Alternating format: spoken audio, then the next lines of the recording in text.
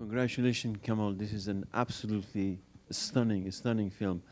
This is the second time, as you know, I watched this. The first time was a smaller screen, but on the biggest screen and good sound. This is something of an epic proportion, the way that you have done it. Congratulations. Lots of things to ask. Maybe first of all, any one of you friends, guests, please join anytime you wish. Don't let me monopolize the conversation. The public, so. Yeah. Lots of things to say, Kamal, perhaps both in terms of the idea that initiated it, but also in terms of form and sort of technical aspects of how did you do it. But maybe we could start with the idea of the film. In many formal ways, it continues what you did in Port of Memory, but it also has memory. Here is a recollection. Maybe you could start with the recollection. As you know, in English, recollection is both remembering things, but also collecting in terms of, and given the ruins, that the debris are essential to this. Could you talk a little bit about recollection? If you were to do it in Arabic, what would the word be used in Arabic for recollection? Well, I have always seen myself as a collector, as someone who has to do a work which wasn't done, especially in a place such as Jaffa, because growing up there, I always had the feeling that these places which are vanishing all the time because houses are being destroyed, the whole city got destroyed basically. Almost 80% of what you see in the film doesn't exist anymore. So for me, making this film was really a chance to do something quite magical, which is only possible in cinema, meaning to reclaim a place, to if you want to do a kind of what I call cinematic justice, and to liberate this place and even liberate the image. Since, as I said before, by erasing the actors, I could then walk inside the image. And all the camera movement you see, it's actually a camera movement I created with After Effects, if you know some softwares like Photoshop, but for moving image. And the idea was really to have this person, the person filming, he's also as well a photographer, he's a filmmaker, he's very much interested in photography. So it's not only someone who's returning to this place, a place that he knows, but sometimes he cannot even recognize because it changed a lot. So his point of view is many things. It's mine, it's my grandfather's, it's my mother, it's in fact, all the phantoms that I found in the background. So it was very challenging to find the style for this person because I didn't want to make a film where someone or I will be narrating because I believe really that the memories of these images are beyond mine, beyond any person's memories. I remember screening the film in Stockholm, and one person mentioned, "Oh, this is a Ford Anglia car," and he had many memories with this car. And this film is about that. It's not only about Jaffa; it's really about all the destroyed, all ruined cities. So, yeah, this was my search: how to make this film today in Jaffa, but at the same time, to make a film about today. True. Well, as you well know, it's not just your memory, Kamal AlJafari's memory, it's also a national memory. And I couldn't help thinking that I'm sitting next to Rashid, the eminent historian of Palestine. And here, in effect, you're also challenging the whole idea of history. How can one write history? What is history? If the quintessence of history is memory, and this is how memory is in ruins. And I don't get the sense that you are mourning the ruins, nor do I get the sense of defeat. There is an element of almost redemption in this, the way you thrive at these ruins and bank on them, and your camera caresses them, embraces them, and so forth? Well, making the film, I all the time had this feeling that, and seeing the film, becoming a film, I had a feeling that it's a very hopeful film, because I could find almost everything I needed to make this film, and it's quite amazing that these films, which wanted to exclude and erase the Palestinian history of Jaffa, the Palestinians of Jaffa, they simply didn't exist. But at the same time, they also documented them. Mm. And my role was basically related to the first question. My only role was to collect and to put the images in a certain order to produce a certain feeling that I was interested in. And the point of view of the main character filming, the cameraman here, is someone who's actually dreaming. In his dream, he is filming. And at some point, he's starting to take pictures because he's understanding how important it is what he's doing. So it has been a process making this film, and I didn't have any treatment or a script. I just had a half page describing the idea, and I started by collecting these films and then projecting them in a cinema and making pictures. Simply because I wanted to make this film, not just taking the images and erasing the actors. I wanted to be in the process of making a film, which is impossible to make. And then I made all these discoveries that you see in the end credits, which were very surprising for me, like the image with the car. I took this picture, there were an actor there, so I erased him, and I had to recreate some of the background to complete the wall as I remembered it. And then there was this car in the background, and I saw this image to my mother, and she tells me this is the car of our relative. And then she tells me this relative has a brother in Lebanon, and he was actually married to a Jewish Iraqi woman, and they have 2 children, one in Jaffa and one in Tel Aviv. And then I showed it to another person. Then he tells me, these are this is the door of the Habash family in the background. So I realized really that these images has their own memory, their own power. And my role was simply to put them together and show them. And of course, when you screen this film in Jaffa, the first thing people tell me, where did you find this?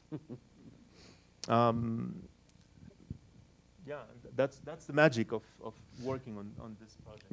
Let's talk about the material with which you work, Kamal, are these Israeli films.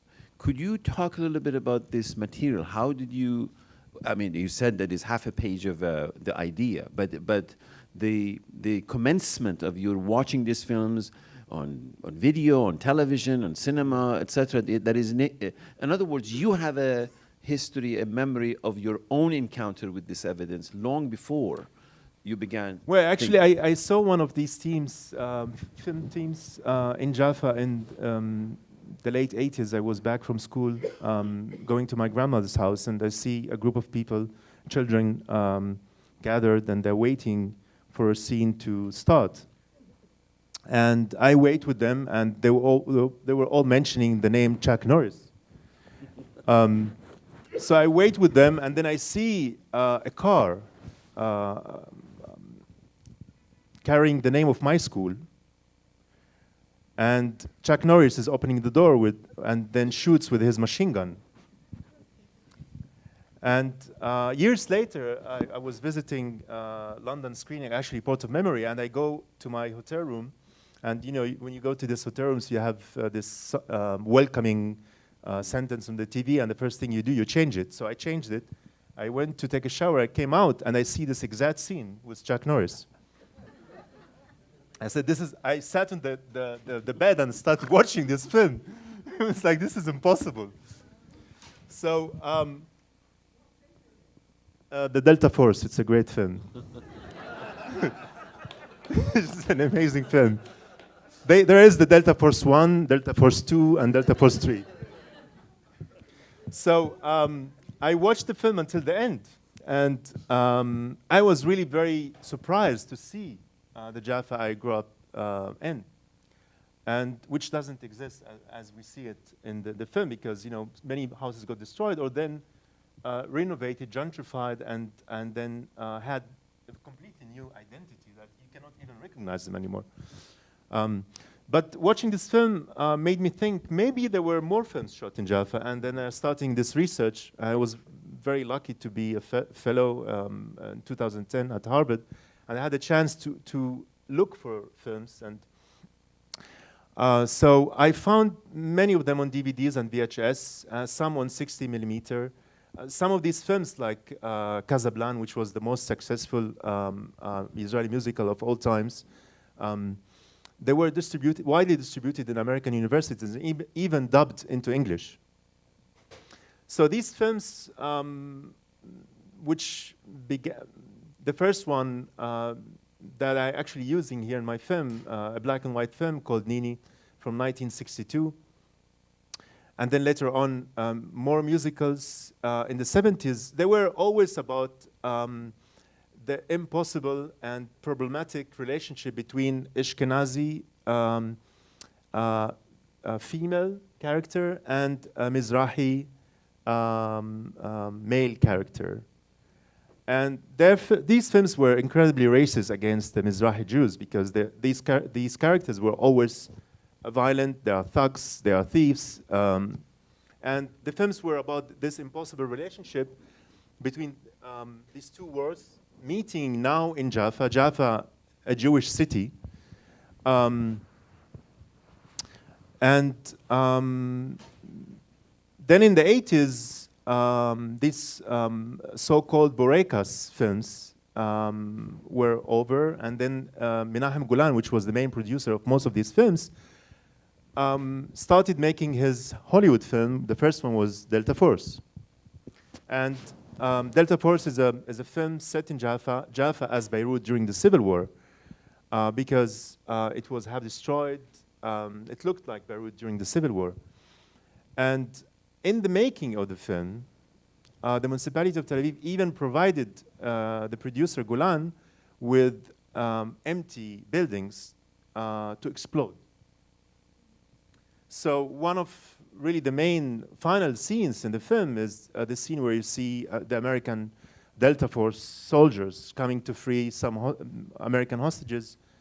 And they free them, obviously, and they kill everyone there, and then they explode the building.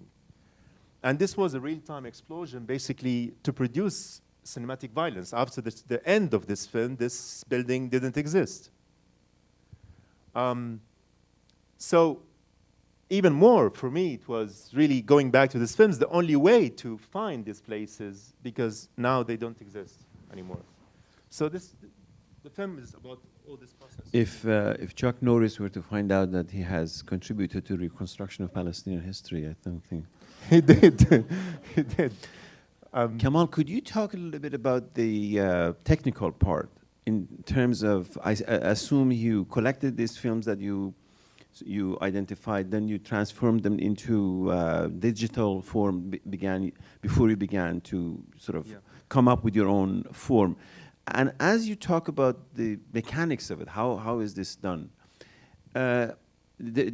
Somewhere in the middle of it, you discover a cinematic form, your own form, that simply you thrive at it. There are certain scenes that is just pure form, has nothing to do with any memory. Could you talk about that process?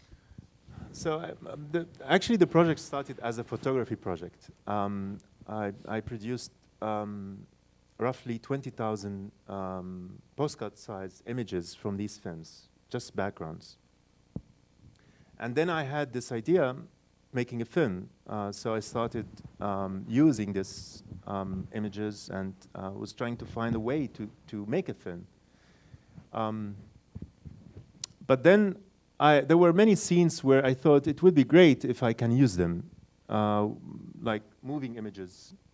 So I had to erase the actors to, so to say, put them aside.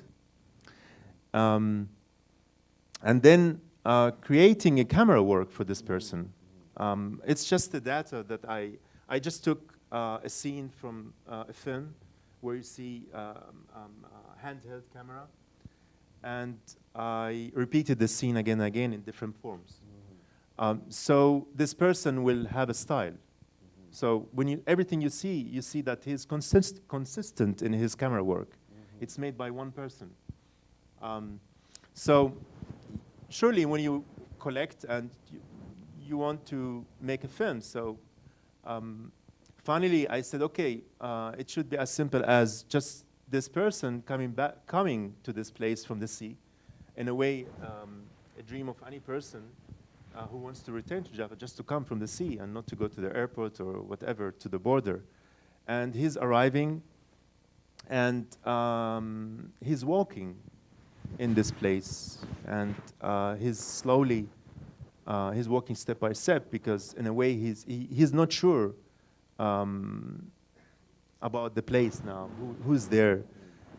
So that's actually the feeling I wanted to have, that this person is walking and he's discovering, and step by step he starts seeing these figures. The first thing he actually notices is this engraved face on the stone. I don't know if some of you have noticed that.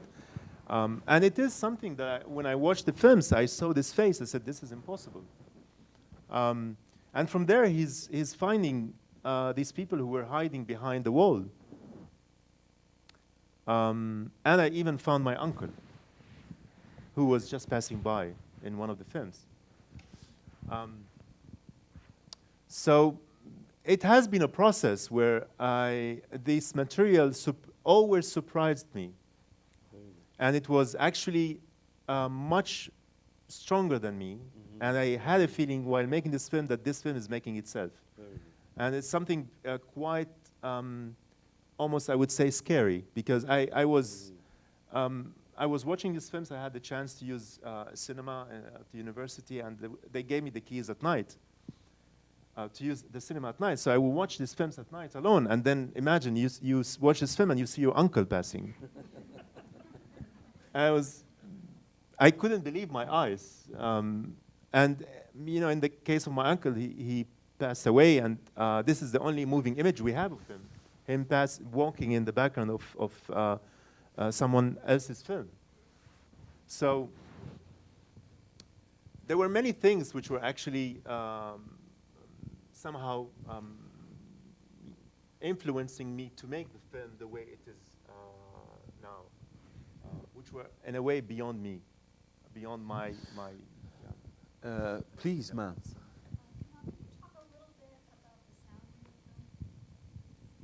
The sound of the film. The question is about the sound in the film. So the sound is actually the only thing that I recorded in Jaffa, and I made a clear decision right from the beginning. I will record only at night, because I feel that at night somehow places free themselves from the present. So I spent almost 2 weeks recording from 10 o'clock until 5 o'clock in the morning. And sometimes going back to these places that you see in the film, and now there's something else, there's sometimes parking lots, or and recording the sound of these locations now. And we used special microphones where we could record the sound. We put the microphones inside the walls, so we could record the sound of the outside world from inside. And it was an amazing process, because you discover when you go to a place and you just record sound, you don't film. It's a huge discovery, because you discover this place in a way that you won't discover it if you film, because you just listen. And one of the moments I had recording was in the port, which is not a port anymore. We were walking, and the sea was kind of calm, and we approached the port, and the closer we got to the sea became rough, and somehow it started playing with us. And it's the kind of things which you would imagine if you just record. And you won't imagine it if you film. It's just something else. This was one level. The other level was actually the sound of my bedroom without me. It's just a recording of someone actually sleeping. And I just put the mic in my room and I left. I slept somewhere else somewhere else. And I was really surprised about all the sounds which exist actually at night that we don't know where they come from because sounds travel. So these were the main two levels of sound in the film, where you have this very unconscious feeling that that I wanted to have, which is the dream of someone dreaming. And then in this dream, this person would do other things. You know, he would listen to music. He hears things. The only interview I have is the one you have in the film, is with this little girl that we met in Jaffa. And she's telling you what she's telling me, which doesn't actually make any sense, because Nahal Oz is a Jewish settlement kibbutz on the border of Gaza. And I decided just to have this dialogue because, in a way, it reflected very much the feeling of this person filming. He feels lost being in this place now. He doesn't know where he is anymore, sometimes. Speaking of sound, Kamal, it's intriguing to me that you keep saying this person, as if this person who is, whereas I've always visualized your film not as this person, but the camera. I have an anthropomorphic thing of your camera. Your camera is a person. The camera, not that there is a person behind the camera. The camera itself has the mind of its own. Well, I started using that because, you know, when you make a film, and surely this person is me, but I wanted to be this person to be many other people. It is the camera itself, actually. Yeah. And in a way, it's memory itself filming. And that's the abstraction I got into step by step, making this film, that things got more and more abstract. And somehow it wasn't in my hands anymore, in a way. I don't know if it makes sense what I'm saying. No, you live with this material and then things happen. Yeah, it makes sense. And also it reminds me the first time I did a formal interview with Elias Suleiman, and you know, he goes with ES, that the character is ES. So I said, who is this ES? He said, well, I don't know, it's my cinematic alter ego. I said, oh really? I think it's Edward Said. And I said, no, it's Elias Suleiman. That's true. That's true, ES, that's the same. Yeah, I'm gonna tell him this. I'm gonna see him next week. Yes. So,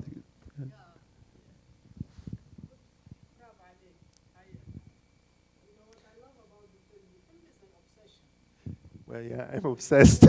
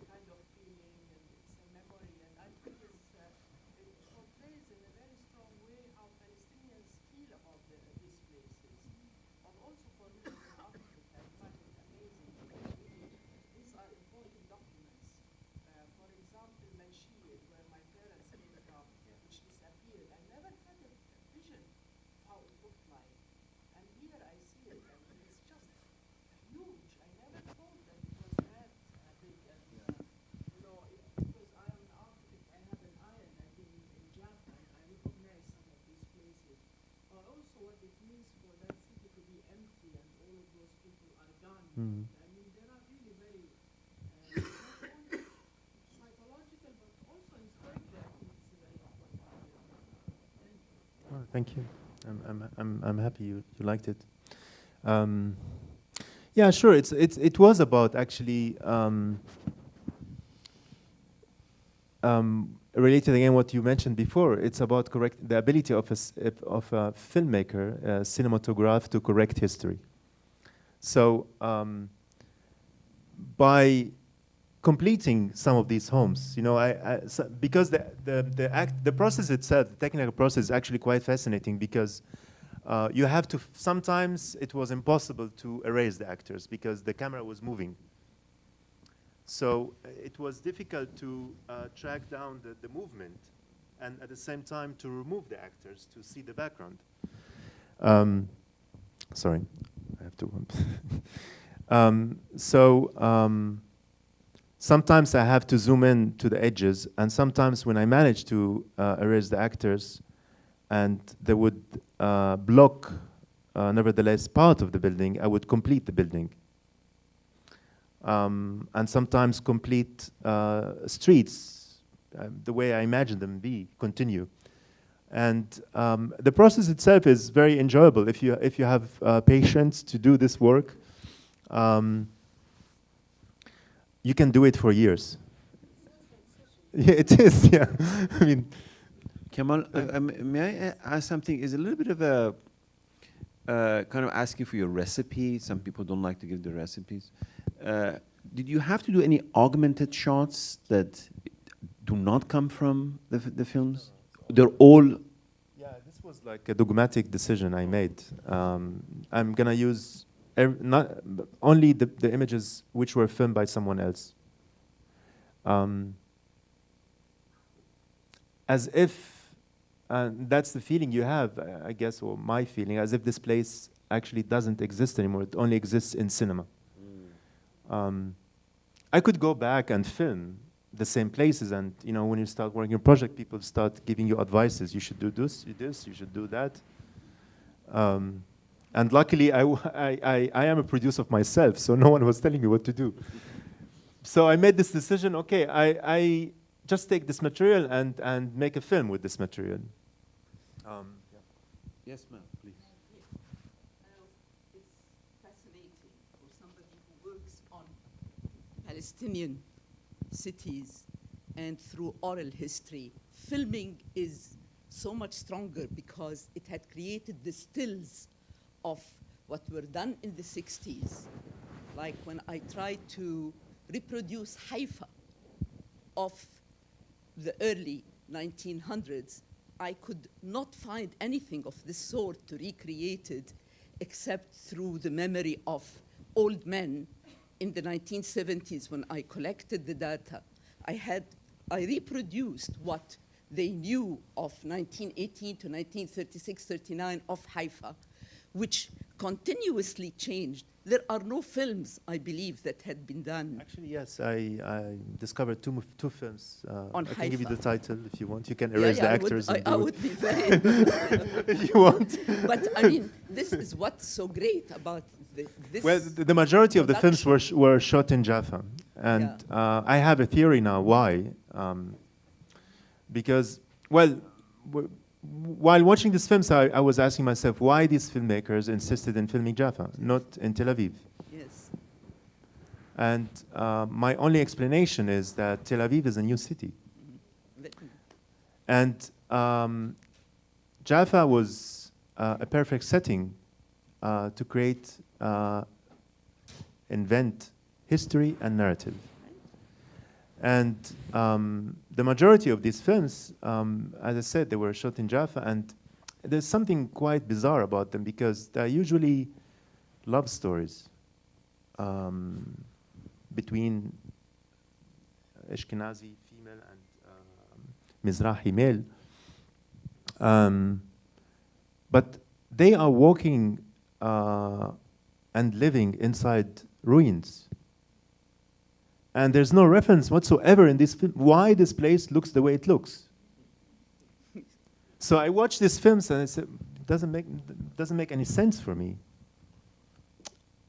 Because as if this place had an earthquake, or you know, it got destroyed, and these characters have no relation whatsoever. I mean, the narrative of the film has no relation whatsoever to the place. Why this place looks the way it looks? What about the legality? Did you encounter any legal issues with the producers of these films of the 60s? Well, that was another reason why I removed the actors, because I was trying to find a way not to pay anything, you know? Because I started this project and no producer would, you know, do, you know, like I said, no, we have to buy the films first. It's impossible. You have to buy 60 movies. So that's actually where I started playing with the idea. I should erase the actors and create a new camera work. Then this is going to be my film. Yes, So sir. legally, it's actually my film now. I'd like to say that even though I'm not Palestinian, I felt a great anemic proximity with this film. I'm Puerto Rican. I am an architectural historian. I spent most of my career reconstructing San Juan, which is a city that is like Puerto Rico, would have been genocided a long time ago because that's what the policy is since 1898. And I want to congratulate you on the universality. You've captured a feeling of all displaced people and displaced cultures. It is a phenomenon that is unfortunately international, which has been appropriately called the war against architecture, the war against memories, the way of erasing people by genociding their cultural habitats. And aside from that, I wanted to ask you, I imagine that your uncle is the figure that reappears again and again. And I felt in the film that in many instances, it was almost you wanted to release him and have him walk through the rest of the city, and you were taking us on a guided tour through the city. And it was like, I can imagine that you had to choose at some point between a dreamlike sequence and a rational itinerary through the place. But it feels almost like you want to repopulate this film. You want to do a part 2 where you replace the... I have a part 2. Okay.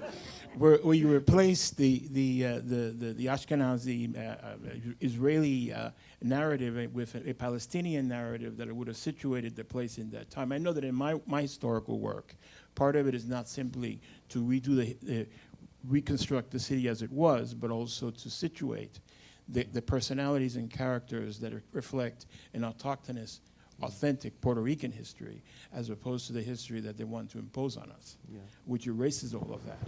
You know, and which is very important. Another comment, if you don't mind, is that you have the city, and the Jaffa is surprisingly similar in its architectural forms with San Juan, both 19th century cities, with a shantytown type of thing, which is the official history, which is sold as being the authentic history by the colonizers, who want to make it seem these people have no history. And I felt that there was something of that there in your film as well. Well, for me, the film is not only about Jaffa. It is about all destroyed, ruined, and catastrophized places. And we live in a very particular time where cities such as Aleppo got completely destroyed. It is about Aleppo as well. It is about Berlin in 1945. And about I just wanted to mention about all these people I found in the background. I was looking for the people of Jaffa, the Palestinians of Jaffa, and at some point I was finding all this as well, Iraqi Jews who were brought to Jaffa and put in the Palestinian neighborhoods. And in a way, for me, this film is kind of also relating to Iraqi Jews who were brought to Jaffa, and they were as well in the margins. Yes, they were actually portrayed in the films, but there were many others who were just put in the background of these films. And this film is, in a way, their story as well, being completely displaced and put in Jaffa and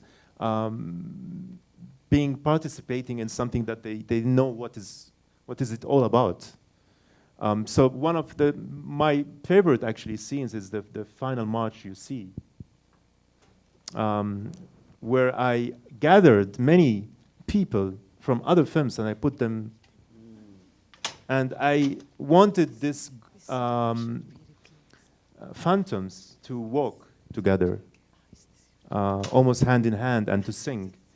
And finally they declare themselves that they are not phantoms anymore. Oh, okay. last question because I have been told to cut it. So, but yes, please, yes. Yeah. Oh, just from what films did those people come from? Which people? The ones on the beach, the phantoms. The large The march. crowds, yeah. From a couple of films. From a couple of films. From the 70s. One of them is Casablanca, the one I mentioned, but many others. So there was this one scene in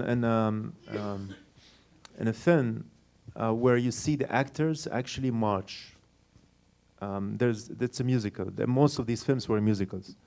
So they march, and then the neighborhood, the children in the neighborhood were walking with them. And I just took the edges and then added others who were, I thought I could add them. They became my characters, or the figures that appeared in the previous scenes, and I want them to walk with them. So this was the...